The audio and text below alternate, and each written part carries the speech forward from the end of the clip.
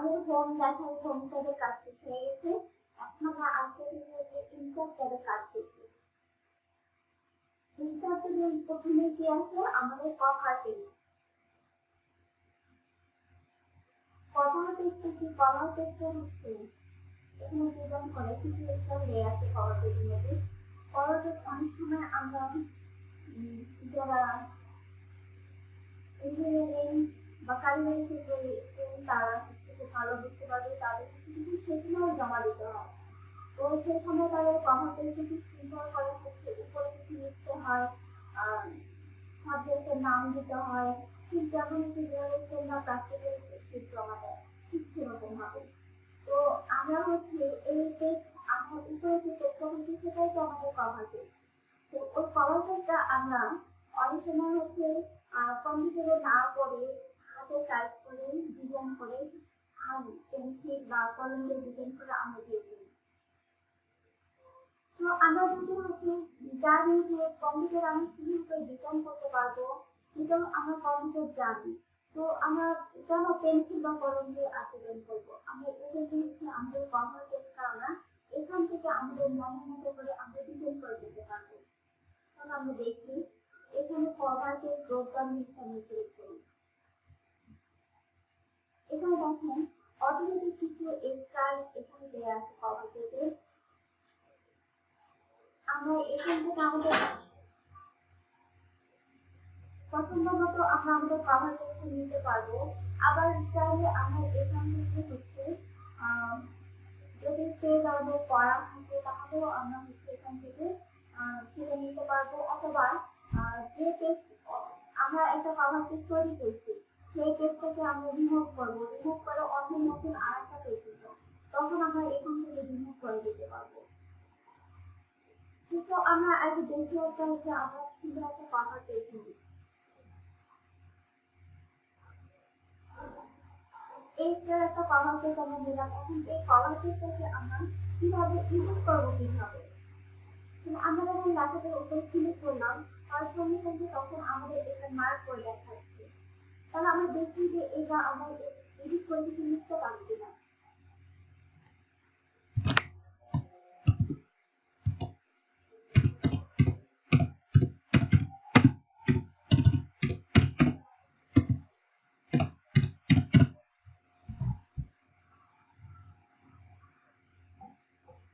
আমরা এখান থেকে তাহলে এডিট করে আমরা কিছু লিখতে পারলাম। তাহলে এখানেও ঠিক আমরা এডিট করে আমরা লিখতে পারবো। আবার আমরা যদি চাই যে আমরা এত টেক্সট কভার করে দিতে রাখবো না, তখন আমরা চাইলে আমাদের এই টেক্সটগুলোকে আমরা ডিলিট করে দিতে পারবো। সিলেক্ট করে ডিলিটে চাপ দিলে আমাদের টেক্সটটা চলে যাবে। চলে গেছে।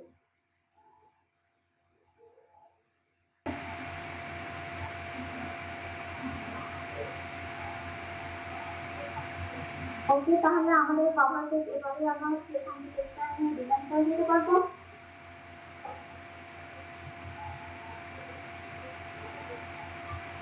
এখন আমরা এখানে একটা পেজের মধ্যে আছি। তো এই পেজটা আমাদের কাজ করা শেষ হয়ে গেছে। আমরা এই পেজটাতে কাজ করেছি। এখন আমাদের নতুন একটা পেজের দরকার। তখন আমাদের কি করতে হবে? ইন্টারভিউ দিয়ে নিচে আসলে আমরা নতুন আরেকটা পেজ পাবো। কিন্তু সেটা আমাদের সময়ের দরকার আছে। আমরা উপরে একটি পেজে কাজ করছি, কিন্তু আমরা নিচের দিকে যাবো, অন্য আরেকটা পেজে আমাদের দরকার। তখন আমাদের কি করতে হবে? ইন্টারভিউতে যাওয়া অনেক সময় প্রয়োজন আছে। তো আমরা সেই সময়টা কেন নেবো? ওটা কয়েক মিনিটের দরকার করতেছি। আমরা এখান থেকে তাহলে ব্ল্যাঙ্ক পেজে ক্লিক করি। ব্ল্যাঙ্ক পেজে ক্লিক করলে আমরা দেখেন আমরা যে এই পেজে ছিলাম অটোমেটিক আমাদের নতুন আরেকটা পেজ চলে আসছে, দুটো পেজ। এরপরে আমাদের কিন্তু আর পেজ নেই, আবার আমরা নতুন আরেকটা ব্ল্যাঙ্ক পেজ নিই। দেখুন আবার একটা নতুন ব্ল্যাঙ্ক পেজ চলে আসছে।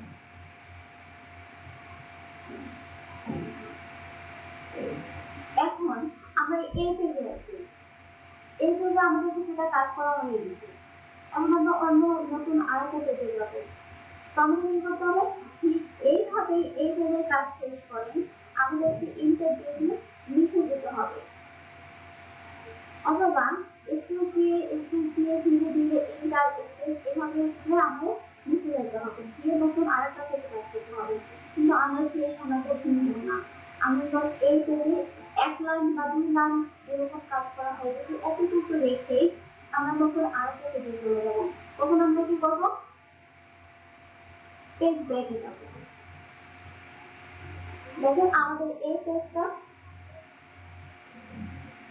পেজটাতে আমার ব্রেক দিয়ে দিচ্ছে, দিয়ে আমাদের কাজটা কোথায় দেখাচ্ছে? দেখেন আমার কাজটা এখানে দেখাচ্ছে।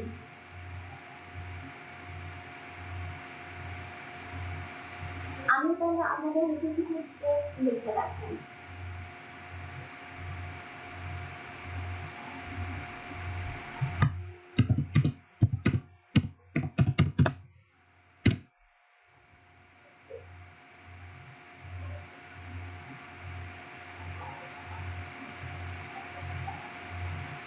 এখন আমি এখান থেকে পেজ ব্রেক দিয়েছি, পেজ ব্রেক দিয়ে দিয়েছি বাংলাদেশ, আর নতুন পেজ দেখে নতুন আকৃতি দিতে যাচ্ছে। তাহলে এখন বুঝতে পারছেন